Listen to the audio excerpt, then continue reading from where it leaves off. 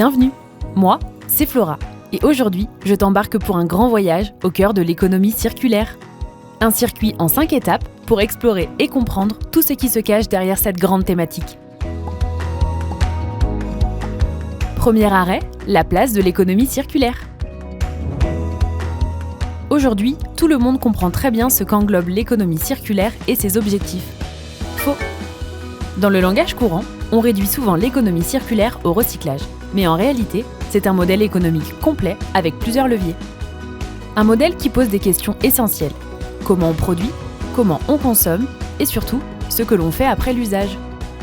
Le laboratoire d'économie et gestion de l'USMB a mené une étude auprès de 1281 personnes et 46% déclarent connaître l'économie circulaire. Mais quand on regarde de plus près de 6 personnes sur 10 ne savent pas citer un seul de ces leviers et seuls 17 à 25% en ont une compréhension complète. Et pour ceux qui citent un levier, le recyclage arrive presque toujours en premier. C'est le levier le plus cité spontanément par 30% des personnes interrogées, souvent sans mentionner les autres. Le réemploi arrive ensuite avec 18%, la réparation avec 12%, la réduction avec 6% et le refus ou la sobriété avec 5%. Quand on demande de classer les leviers, ceux qui arrivent en tête sont presque toujours les mêmes. Réemploi, recyclage, réparation. Et tout à la fin, la réduction et le refus placés en dernière position par 80% des répondants.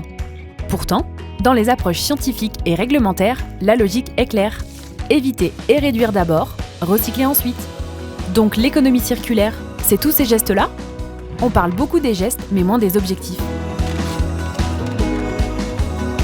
Consommer moins de ressources, produire moins de déchets.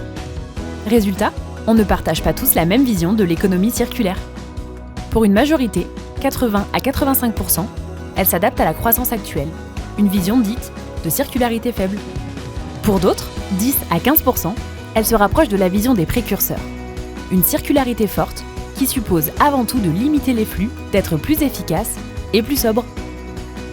Et concrètement, sur le territoire Savoie-Mont-Blanc, ici, un acteur local est pleinement engagé sur le sujet, le réseau Solucir. Sa mission ? Sensibiliser à l'économie circulaire et accompagner les acteurs du territoire.